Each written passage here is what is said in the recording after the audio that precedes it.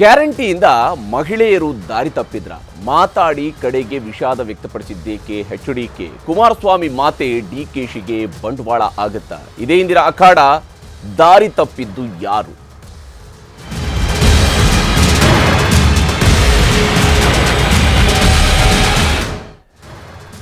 Guarantee ಯೋಜನೆಗಳಿಂದಾಗಿ ನಮ್ಮ ಹಳ್ಳಿಯ ಹೆಣ್ಮಕ್ಳು ದಾರಿ ತಪ್ಪಿದ್ರು ಅನ್ನುವಂಥ ಮಾತನ್ನ ಮಾಜಿ ಮುಖ್ಯಮಂತ್ರಿ ತೆನೆ ಹೊತ್ತ ಮಹಿಳೆಯ ಪಕ್ಷದ ರಾಜ್ಯ ಅಧ್ಯಕ್ಷರೂ ಆಗಿರುವಂತಹ ಮಂಡ್ಯ ಕ್ಷೇತ್ರದ JDS ಅಭ್ಯರ್ಥಿ HD ಕುಮಾರಸ್ವಾಮಿ ಅವರು ಹೇಳಿದ್ದಾರೆ.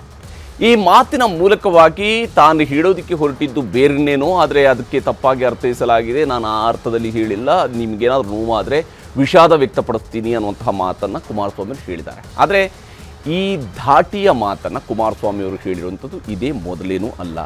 ಈ ಹಿಂದೆಯೂ ಕೂಡ ಅವರು ಮುಖ್ಯಮಂತ್ರಿ ಆಗಿದ್ದ ಸಂದರ್ಭದಲ್ಲೂ ಕೂಡ ಇಂಥದ್ದೇ ಮಾತು ಬಂದಿತ್ತು. ಆ ಮಾತು ಬಂದಾಗಲೂ ಕೂಡ ಕಡೆಗೆ ವಿಷಾದ ಇವೆಲ್ಲವೂ ಕೂಡ ಇದ್ದೇ ಇರುತ್ತೆ. ಆದರೆ ಇಂತಹ ವಿವಾದವನ್ನು ಸೃಷ್ಟಿಸುವುದು ಯಾಕೆ ಅನ್ನೋದು ಬಹಳ ಮುಖ್ಯವಾದಂಥ ಪ್ರಶ್ನೆ. ನಿಜಕ್ಕೂ ಹಾಗಾದರೆ ಕುಮಾರಸ್ವಾಮಿ ಅವರ ಉದ್ದೇಶ ಏನಿತ್ತು? ಗ್ಯಾರಂಟಿಯಿಂದಾಗಿ ಮಹಿಳೆಯರ ಸಬಲೀಕರಣ ಆಗ್ತಾ ಇದೆಯಾ ಅಥವಾ ಮಹಿಳೆಯರ ದಾರಿ ತಪ್ಪೋದಕ್ಕೆ ಸಾಧ್ಯ ಆಗುತ್ತಾ ಅನ್ನುವಂತಹ ಪ್ರಶ್ನೆಯೂ ಕೂಡ ಇದ್ದೇ ಇರುವಂಥದ್ದು. ಅಸಲಿಗೆ ಇಲ್ಲಿ ದಾರಿ ತಪ್ಪಿದ್ದು ಯಾರು ಅನ್ನುವಂತಹ ಪ್ರಶ್ನೆಯೂ ಇದ್ದೇ ಇದೆ. ಹಾಗಾದರೆ ಕುಮಾರಸ್ವಾಮಿ ಅವರ ಮಾತು ಮತ್ತು ಅದರ ಸುತ್ತಲೂ ನಡೀತಾ ಇರುವಂತಹ ರಾಜಕೀಯ ಸ್ವರೂಪ ಹೇಗಿದೆ ಅನ್ನೋದರ ಬಗ್ಗೆ ಒಂದು ವರದಿಯನ್ನು ನಿಮಗೆ ಮೊದಲಿಗೆ ತೋರಿಸ್ತೀನಿ.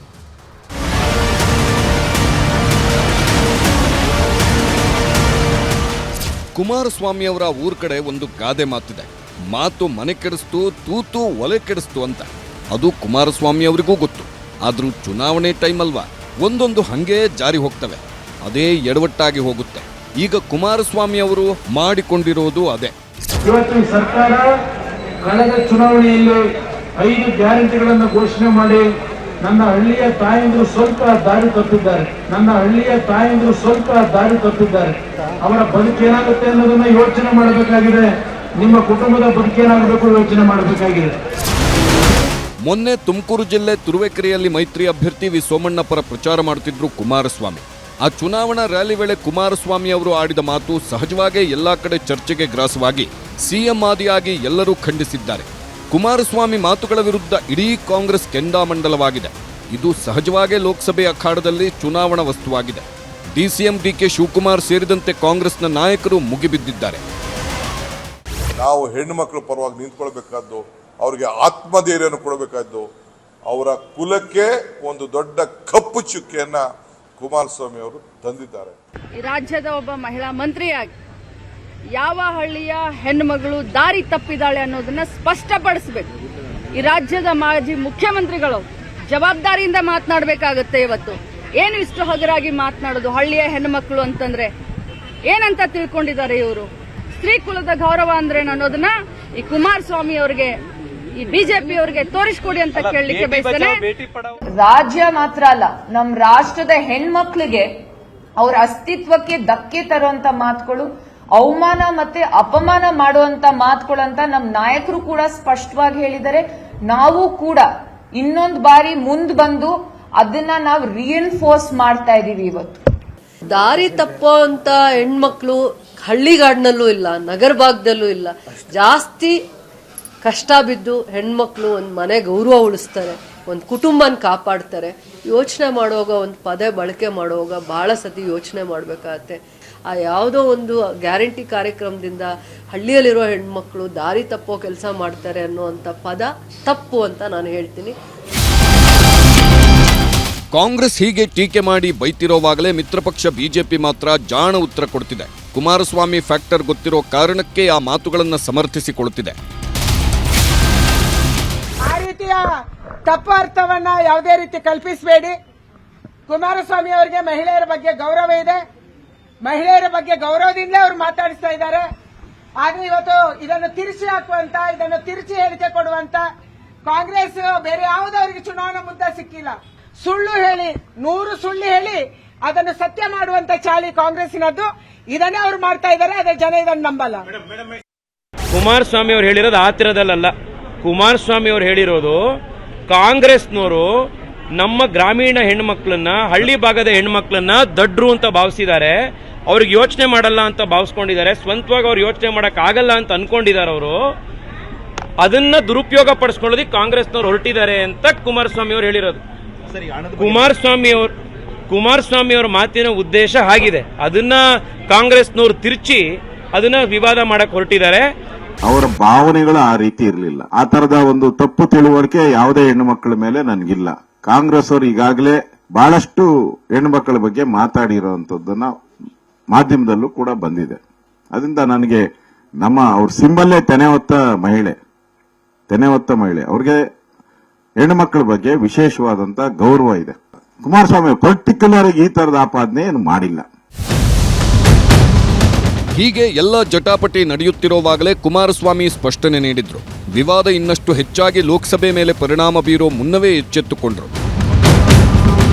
ನಾನು ಈಗಲೂ ಹೇಳ್ತೇನೆ, ನಾನು ಅವತ್ತು ಹೇಳಿರ್ತಕ್ಕಂಥದ್ದು ನಾಡಿನ ಜನತೆಗೆ, ನನ್ನ ತಾಯಂದ್ರಿಗೆ ಎಚ್ಚರಿಕೆಯಿಂದ ತೀರ್ಮಾನ ಮಾಡಿ, ನಿಮ್ಮ ಬದುಕನ್ನ ಇವತ್ತು ಹಾಳು ಮಾಡ್ತಾರೆ ಅಂದ್ರೆ, ಬದುಕನ್ನ ಅಂದ್ರೆ ಬೇರೆ ರೀತಿಯಲ್ಲ ನಾನು ಹೇಳಿದ್ದು, ನಿಮ್ಮ ಕುಟುಂಬಗಳ ಬದುಕಿದೆಯಲ್ಲ, ಸರ್ಕಾರಗಳು ಯಾವ ರೀತಿ ನಡಿಬೇಕು ಅನ್ನೋದು. ನನ್ನ ಪಂಚರತ್ನ ಕಾರ್ಯಕ್ರಮ, ಫ್ರೀ ಸ್ಕೂಲ್ಗಳು ಕಟ್ಟಬೇಕು, ಫ್ರೀ ಆರೋಗ್ಯಕ್ಕೆ ಆಸ್ಪತ್ರೆಗಳು ಕಟ್ಟಬೇಕು, ರೈತರ ಬದುಕನ್ನು ಸರಿಪಡಿಸಬೇಕು ಅಂತಕ್ಕಂಥ ನನ್ನ ಯೋಜನೆ. ಸದೃಢವಾಗಿ ಆರ್ಥಿಕವಾಗಿ ಬೆಳೆಸಬೇಕು ಜನಗಳನ್ನ ಅಂತೇಳಿ 2,000 ರೂಪಾಯಿ ಕೊಟ್ಟ ತಕ್ಷಣ ಸಾಮಾಜಿಕ ನ್ಯಾಯ. ಯಾವುದೇ ಹೆಣ್ಣು ಮಕ್ಕಳಿಗೆ ನೋವು ಕೊಡ್ಲಿಕ್ಕೆ ಆ ಮಾತು ಹೇಳಿಲ್ಲ, ಪದ ಬಳಕೆ ಮಾಡಿಲ್ಲ. ಅದನ್ನ ಟ್ವಿಸ್ಟ್ ಮಾಡ್ಲಿಕ್ಕೆ ಹೊರಟಿದ್ದೀರಿ. ನೀನು ಸುರ್ಜಿವಾಲ ಇವತ್ತು ನನಗೆ ಹೇಳಿಕೆ ಕೊಡ್ತಾರೆ. ಇಷ್ಟೆಲ್ಲ ಆದ್ಮೇಲೆ ಮಹಿಳೆಯರಿಗೆ ನನ್ನ ಮಾತಿನಿಂದ ನೋವಾಗಿದ್ದರೆ ಕ್ಷಮೆ ಇರಲಿ ಅಂದ್ರು. ಅದಕ್ಕೂ ಟಾಂಗ್ ಕೊಟ್ಟರು ಡಿಕೆ ಶಿವಕುಮಾರ್. ನನಗೆ ಪ್ರತಿಷ್ಠೆ ಇಲ್ಲ. ನನ್ನ ಆ ಹೇಳಿಕೆ ಪಾಪ ಕಾಂಗ್ರೆಸ್ನ ಮಹಿಳಾ ಪದಾಧಿಕಾರಿಗಳಿಗೆ ಆ ನೋವನ್ನು ತಡ್ಕೊಳ್ಳೋಕ್ಕಾಗದೇ ಇರೋ ಅಂತ ನನ್ನ ಹೇಳಿಕೆ, ಪಾಪ ಅವ್ರ ದುಃಖಕ್ಕೆ ಒಳಗಾಗಿರ್ತಕ್ಕಂಥದ್ದೇನಿದೆ, ನಾನು ಈಗಲೂ ಆ ರೀತಿ ಯಾರಿಗಾದ್ರೂ ದುಃಖಕ್ಕೆ ಒಳಗಾಗ್ತಕ್ಕಂಥ ಸನ್ನಿವೇಶ ತಂದಿದ್ದೀನಿ ಅನ್ನೋದು ನಿಮ್ಮಲ್ಲಿದ್ದರೆ ನಾನು ಈಗಲೂ ವಿಷಾದ ವ್ಯಕ್ತಪಡಿಸ್ತೀನಿ. ಪಾಪ ನಿಂಗೆ ದುಃಖ ಆಗಿದ್ರೆ ನಾನೇ ವಿಷಾದ ವ್ಯಕ್ತಪಡಿಸ್ತೀನಿ. ಆನಂದವಾಗಿರಪ್ಪ, ಆನಂದವಾಗಿರಿ. ಇದನ್ನು ಇಷ್ಟೊಂದು ಓಹೋ ಏನೋ ಕುಮಾರಸ್ವಾಮಿ ಮಾಡಬಾರ್ದ, ಮಹಾನ್ ಅಪರಾಧ ಮಾಡಿಬಿಟ್ಟೆ ಹೇಳಿಕೆ ಕೊಟ್ಟು ಅಂತ ಹೇಳಿ ಪಾಪ ನಿಮ್ಮ ಮನಸ್ಸಿನಲ್ಲಿದ್ದರೆ ದುಃಖ ಪಡಬೇಡಪ್ಪ. ಯಾರೋ ಗೊತ್ತಿದೆ ನನಗೆ, ನೀನು ದುಃಖ ಪಟ್ಟು ನಿನ್ನ ಜೀವನದಲ್ಲಿ ಎಂದೂ ದುಃಖ ಪಟ್ಟನಲ್ಲ. ಇದಕ್ಕೆ ತಾವು ಈ ಎಲೆಕ್ಷನ್ಗೆ ತಕ್ಕ ಪಾಠವನ್ನು ತಿಳಿಸ್ಬೇಕು ಅಂತೇಳಿ ಅವ್ರನ್ನ ಕ್ಷಮಾಪಣೆ ಕೇಳಲಿಕ್ಕೂ ನಾನು ತಯಾರಿಲ್ಲ. ಅವ್ನ ಕ್ಷಮಾಪಣೆ ಅವಶ್ಯಕತೆ ಇಲ್ಲ. ವಿಷಾದ ವ್ಯಕ್ತಪಡಿಸೋದು ಬೇಕಾಗಿಲ್ಲ. ಇವನು ವಿಷಾದ, ಈ ಡ್ರಾಮಾ. ಈ ಎಲ್ಲ ಬೆಳವಣಿಗೆಗಳ ಮಧ್ಯೆಯೇ ರಾಜ್ಯ ಮಹಿಳಾ ಆಯೋಗ ಸುಮೋಟೋ ಕೇಸ್ ಹಾಕಿಕೊಂಡಿದೆ. ಮಹಿಳೆಯರ ಘನತೆಗೆ, ಚಾರಿತ್ರಕ್ಕೆ ಧಕ್ಕೆ ತಂದಿರುವ ಆರೋಪದಡಿ ಕುಮಾರಸ್ವಾಮಿ ಅವರಿಗೆ ನೋಟಿಸ್ ನೀಡಿದೆ. ಗ್ಯಾರಂಟಿ ಕೊಟ್ಟಿರೋ ದುಡ್ಡು ತಗೊಂಡು ತಾಯಂದ್ರು ದಾರಿ ತಪ್ತಾ ಇದ್ದಾರೆ ಅಂದ್ರೆ ಏನರ್ಥ? ನೀವು ಎಲ್ಲಿಗೆ ಆ ಅರ್ಥವನ್ನ ಕಲ್ಪಿಸ್ತಾ ಇದ್ದೀರಾ? ಇದು ಎಲ್ಲರಿಗೂ ಒಂದು ಎಚ್ಚರಿಕೆ ಗಂಟೆ ಆಗಲಿ. ಇನ್ನೊಂದ್ಸಲ ನೀವು ಸಭೆ ಸಮಾರಂಭಗಳು ಎಲ್ಲಾದ್ರೂ ಅಲ್ಲಿ ಹೆಣ್ಣನ್ನ ನೀವು ಇಷ್ಟು ಈಸಿಯಾಗಿ ನೀವು ತಗೊಂಡು ಮಾತಾಡ್ತೀರಾ ಅಂತಂದ್ರೆ ನಿಮಗೊಂದು ಸಮನ್ಸ್ ಜಾರಿ ಆಗ್ಲೇಬೇಕು. ನಾನೀಗ ಕುಮಾರಸ್ವಾಮಿ ಮತ್ತು ಸಂಜಯ್ ಪಾಟೀಲ್ ಇಬ್ಬರಿಗೂ ನೋಟಿಸ್ ಕಳಿಸ್ತಾ ಇದ್ದೀನಿ. ಅವರು 7 ದಿನಗಳಲ್ಲಿ ಮಹಿಳಾ ಆಯೋಗಕ್ಕೆ ಖುದ್ದಾಗಿ ಬಂದು ಹಾಜರಾಗಿ ಅದರ ವಿವರಣೆಯನ್ನ ಕೊಡಬೇಕು. ಕುಮಾರಸ್ವಾಮಿ ಅವರಿಗೆ 7 ದಿನಗಳೊಳಗೆ ಆಯೋಗದ ಕಚೇರಿಗೆ ಬಂದು ಉತ್ತರ ನೀಡುವಂತೆ ನೋಟಿಸ್ನಲ್ಲಿ ಸೂಚಿಸಲಾಗಿದೆ. ಸೊ 1 ವಾರದೊಳಗೆ ಕುಮಾರಸ್ವಾಮಿ ಬಂದು ಉತ್ತರ ಕೊಡ್ತಾರಾ ಅನ್ನೋದೇ ಕುತೂಹಲ.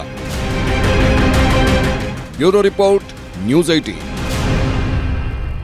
ಇಲ್ಲಿ ಕುಮಾರಸ್ವಾಮಿ ಅವರ ಮಾತು ಮತ್ತು ನಂತರ ಅವರು ವ್ಯಕ್ತಪಡಿಸಿರುವಂತಹ ವಿಷಾದ, ಆ ವಿಷಾದಕ್ಕೆ ಅವರು ವ್ಯಕ್ತಪಡಿಸಿರುವಂತಹ ಸ್ಪಷ್ಟನೆ, ಅದರಲ್ಲಿದ್ದಂತಹ ವ್ಯಂಗ್ಯ, ಅದರಲ್ಲಿರುವಂತಹ ಸಮಜಾಯಿಷಿ, ಅದರಲ್ಲಿರುವಂತಹ ಸಮರ್ಥನೆ, ಇವೆಲ್ಲವನ್ನೂ ಕೂಡ ಗಮನಿಸಿದಾಗ ಕುಮಾರಸ್ವಾಮಿ ಅವರಿಗೆ ತಾನು ಹೇಳಿದಂತಹ ಮಾತ್ರ ಬಗ್ಗೆ ಬಹಳ ವಿಷಾದ ಇದ್ದಂಗೇನು ಕಾಣಲಿಲ್ಲ. ಆದರೆ ಒಂದು ಅನೇಕ ಸಂದರ್ಭಗಳಲ್ಲಿ ಭಾಷಣಗಳಲ್ಲಿ ಮಾತುಗಳು ಬರ್ತವೆ, ಮಾತು ಹೋಗುತ್ತೆ ಅನ್ನೋದು ಒಂದು ವಿಚಾರ ಇದ್ದೇ ಇರುತ್ತೆ. ಆದರೆ ಈ ದಾರಿ ತಪ್ಪಿದ್ರು ಅನ್ನುವಂತಹ ಪದ ಬಳಕೆ ಇದೆಯಲ್ಲ, ಇದಕ್ಕೆ ಭಾಳ ಕೆಟ್ಟದಾದಂತಹ ಅರ್ಥ ನಮ್ಮ ಗ್ರಾಮೀಣ ಭಾಗದಲ್ಲಿ ಇದ್ದೇ ಇದೆ. ನಾಗರಿಕತೆ ನಾವು ಎಷ್ಟೇ ಬೆಳೆದಿರಬಹುದು, ಪುರುಷ ಪ್ರಧಾನ ಸಮಾಜ ಈ ರೀತಿಯಾದಂತಹ ಪದ ಬಳಕೆಯನ್ನು ಮಾಡೋದರ ಅರ್ಥ ಅನೇಕ ಅನರ್ಥಗಳನ್ನು ಕೂಡಿರುವಂಥದ್ದರಲ್ಲಿ ಯಾರಿಗೂ ಅನುಮಾನ ಇಲ್ಲ. ಬಹುಶಃ ಪ್ರತಿಯೊಬ್ಬರಿಗೂ ಕೂಡ ಇದು ಗೊತ್ತಿದೆ, ಇಂತಹ ಪದವನ್ನು ಯಾರು ಯಾವ ಕಾರಣಕ್ಕೆ ಬಳಕೆ ಮಾಡ್ತಾರೆ ಅಂತೇಳಿ. ಇಷ್ಟು ಹೇಳಿದ ನಂತರವೂ ಕೂಡ ವಿಷಾದ ವ್ಯಕ್ತಪಡಿಸುವಾಗ ಅದ್ಯಾರೋ ಹೆಣ್ಮಕ್ಳಿಗೆ ದುಃಖ ಆಗಿದ್ರೆ, ಕಾಂಗ್ರೆಸ್ನ ಅದ್ಯಾರೋ ಪದಾಧಿಕಾರಿಗಳಿಗೆ ದುಃಖ ಆಗಿದ್ರೆ ಅನ್ನುವಂತಹ ಪದಗಳ ಮೂಲಕವಾಗಿ ವಿಷಾದವನ್ನು ವ್ಯಕ್ತಪಡಿಸುವಂತಹ ಒಂದು ಕೆಲಸ ಮಾಡ್ತಾರೆ. ಆದರೆ ಚುನಾವಣೆಯ ಸಂದರ್ಭದಲ್ಲಿ ಅನ್ನೋದಕ್ಕಿಂತ ಹೆಚ್ಚಾಗಿ ನಾವು ಮನುಷ್ಯರಾಗಿರುವ ಸಂದರ್ಭದಲ್ಲಿ ಇಂತಹ ಮಾತುಗಳನ್ನು ಆಡಬಹುದೇ ಅನ್ನುವಂತಹ ಪ್ರಶ್ನೆಯೂ ಕೂಡ ಇದ್ದೇ ಇರುವಂಥದ್ದು. ಚರ್ಚೆ ನಾವು ಆರಂಭಿಸೋಣ. ನಮ್ಮ ಜೊತೆ ಅತಿಥಿಗಳು ಕೂಡ ಜಾಯ್ನ್ ಆಗಿದ್ದಾರೆ. JDSನ ವಕ್ತಾರರಾಗಿರುವಂತಹ ರಾಜುಗೌಡರು ನಮ್ಮೊಂದಿಗೆ ಕಾರ್ಯಕ್ರಮದಲ್ಲಿ ಜಾಯ್ನ್ ಆಗಿದ್ದಾರೆ. ಭಾರತೀಯ ಜನತಾ ಪಕ್ಷದ ರಾಜ್ಯ ವಕ್ತಾರರಾಗಿರುವ ಅಶೋಕ್ ಗೌಡರು ನಮ್ಮೊಂದಿಗೆ ಕಾರ್ಯಕ್ರಮದಲ್ಲಿದ್ದಾರೆ. ಹಾಗೆಯೇ ಮಾಜಿ ಸಂಸದರಾಗಿರುವ ಡಾಕ್ಟರ್ ತೇಜಸ್ವಿ ಗೌಡ ನಮ್ಮೊಂದಿಗೆ ಕಾರ್ಯಕ್ರಮದಲ್ಲಿ ಜಾಯ್ನ್ ಆಗಿದ್ದಾರೆ. ಹಾಗೆಯೇ ಹಿರಿಯ ಪತ್ರಕರ್ತರಾಗಿರುವ ಬದ್ರುದ್ದೀನ್ ಮಾಣಿ ನಮ್ಮ ಜೊತೆಗೆ ಈ ಕಾರ್ಯಕ್ರಮದಲ್ಲಿ ಜಾಯ್ನ್ ಆಗಿದ್ದಾರೆ. ನಾನು ಚರ್ಚೆ ಆರಂಭಿಸ್ತೀನಿ ರಾಜುಗೌಡರ ಮೂಲಕ. ರಾಜುಗೌಡ್ರೆ, ತೆನೆ ಹೊತ್ತ ಮಹಿಳೆಯ ಪಕ್ಷ, ಮಹಿಳೆಯರ ಬಗ್ಗೆ ಬಹಳ ಗೌರವ ಇದೆ ಅಂತ ಹೇಳುವ ಪಕ್ಷ ನಿಮ್ಮದು. ಆದರೆ ಈ ರೀತಿಯಾದಂತಹ ಮಾತು ಸ್ವಲ್ಪ ದಾರಿ ತಪ್ಪಿದ್ದಾರೆ ತಾಯಂದಿರು ಅಂತ ಹೇಳುವ ಪದಗಳ ಬಳಕೆ ಎಷ್ಟರ ಮಟ್ಟಿಗೆ ಸರಿಯಾದಂಥದ್ದು? ಇಲ್ಲ, ತೆನೆ ಹೊತ್ತ ಮಹಿಳೆ ಪಕ್ಷ ಮಹಿಳೆಯರ ಬಗ್ಗೆ ಗೌರವ ಇಟ್ಕೊಂಡಿದ್ದಾರೆ ಅನ್ನೋದಕ್ಕಿಂತ ಹೆಚ್ಚಾಗಿ ಗೌರವಯುತವಾಗಿ ಪಕ್ಷ ಶುರುವಾದಾಗಿಂದನೂ ನಡ್ಕೊಂಬಂದಿದ್ದೀವಿ ಅನ್ನೋದಕ್ಕೆ ಸಾಕಷ್ಟು ಉದಾಹರಣೆಗಳಿದ್ದಾವೆ. ಮಹಿಳಾ ಮೀಸಲಾತಿ ವಿಚಾರದಲ್ಲಿ ದೇವೇಗೌಡರು ಕೊಟ್ಟಂಥ ಕೊಡುಗೆಗಳನ್ನ ನಾವು ಒಂದು ಸತಿ ಇಲ್ಲಿ ನೆನೆಸ್ಕೋಬೇಕಾಗತ್ತೆ. ಮಹಿಳೆಯರ ಬಗ್ಗೆ ಯಾವತ್ತೂ ನಮ್ಮ ಪಕ್ಷದಲ್ಲಿ ನಾವು ತುಂಬ ಗೌರವ ಸಂಬೋಧಿಸುವಾಗೂ ಅಷ್ಟೇ ತಾಯಂದಿರೇ ಅಂತ ಸಂಬೋಧಿಸ್ತೀವಿ. ಅದನ್ನು ಒಂದು ಸತಿ ಆಲೋಚನೆ ಮಾಡಬೇಕಾಗ್ತದೆ. ಕೆಲವು ಸತಿ ಬಾಯಿ ತಪ್ಪಿನಿಂದ ಆಗಿರುವಂಥ ಅಚಾತುರ್ಯಗಳಿಗೆ ಕುಮಾರಸ್ವಾಮಿ ಅವರು ಅದರಿಂದ ಯಾರಿಗೆ ನೋವಾಗಿದೆ ಅವ್ರ ಹತ್ರ ನಾನು ವಿಷಾದ ವ್ಯಕ್ತಪಡಿಸ್ತೀನಿ ಅಂದ ಮೇಲೂ ಅದನ್ನು ಬೇರೆ ರೀತಿ ಟರ್ನ್ ತಗೊಳ್ಳೋದು, ಬೇರೆ ರೀತಿ ವಿಚಾರಗಳು ಅಂದರೆ ಭಾವನೆಯಲ್ಲಿ ಯಾವುದೇ ರೀತಿಯಾದಂಥ ಕುಮಾರಸ್ವಾಮಿ ಅವರಿಗೆ ಭಾವನೆಗಳಲ್ಲಿ ಯಾವುದೇ ರೀತಿಯಂಥ ಕೆಡುಕು ಮತ್ತು ಕೆಟ್ಟ ಆಲೋಚನೆಗಳು ಇರಲಿಲ್ಲ ಅನ್ನೋದು ಆ ಸಂದರ್ಭದಲ್ಲಿ ಮಾತಾಡಬೇಕಾದ್ರೆ ನೀವೇ ಒಂದಷ್ಟು ವಿಡಿಯೋನ ಪ್ಲೇ ಮಾಡಿದ್ರೆ ಯಾವ ಆಲೋಚನೆಗಳು ಬರ್ತವೆ ಅನ್ನೋದು ನಿಮಗೆ ಸಾಕ್ಷಿ ಕರೆಸ್ಬೋದು. ಅದನ್ನು ಎಳೆದಾಡೋ ಅಷ್ಟು ಅವಶ್ಯಕತೆ ಏನಿಲ್ಲ.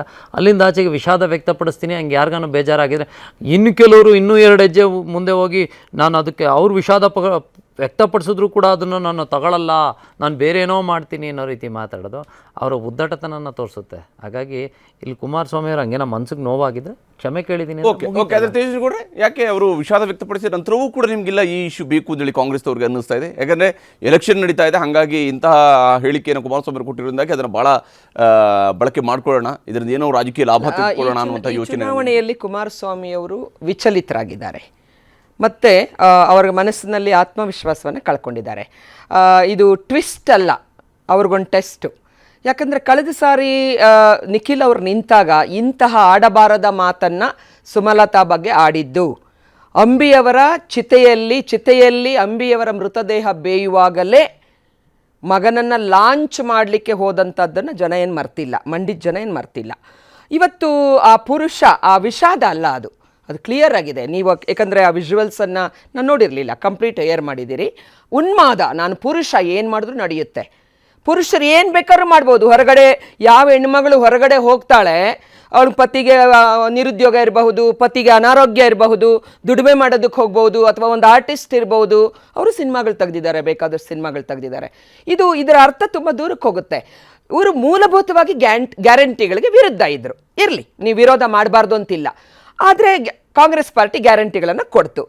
ಹೆಣ್ಣು ಮಕ್ಕಳು ಅದನ್ನು ಬಹಳ ನಂಬಿಕೆಯಿಂದ, ಭರವಸೆಯಿಂದ, ವಿಶ್ವಾಸದಿಂದ ಸ್ವೀಕಾರ ಮಾಡಿದ್ರು. ಪ್ರಚಂಡ ಬಹುಮತವನ್ನು ಕೊಟ್ಟರು.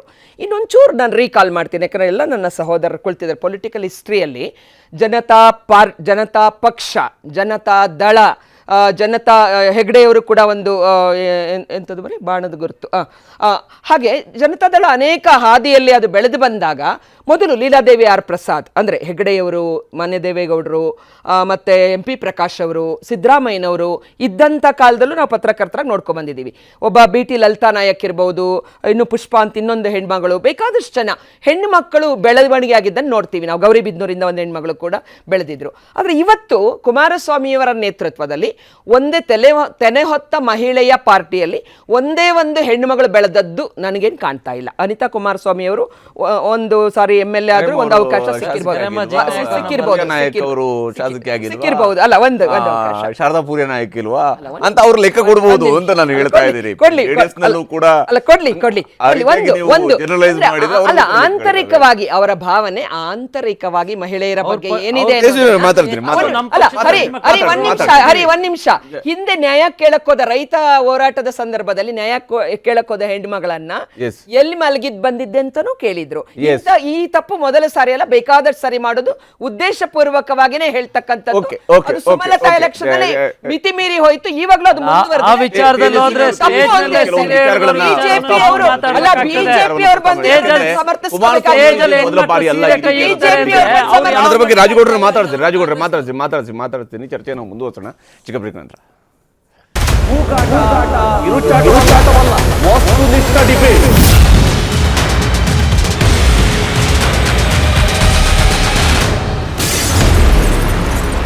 ಕನ್ನಡಿಗರ ನೆಚ್ಚಿನ ನ್ಯೂಸ್ 18 ಕನ್ನಡ ಈಗ ವಾಟ್ಸ್ಆಪ್ನಲ್ಲೂ ಲಭ್ಯ. ಕರ್ನಾಟಕ, ದೇಶ ವಿದೇಶಗಳ 360 ಡಿಗ್ರಿ ಸುದ್ದಿಯ ವಿವರಗಳನ್ನ ನಿಮ್ಮ ಕೈ ಬೆಳುಗಳಲ್ಲೇ ಪಡಿಲಿಕ್ಕೆ ಈ QR ಕೋಡ್ ಅನ್ನ ಸ್ಕ್ಯಾನ್ ಮಾಡಿ, ನಮ್ಮ ಚಾನಲ್ ಫಾಲೋ ಮಾಡಿ, ನೋಟಿಫಿಕೇಶನ್ ಆನ್ ಮಾಡಿ.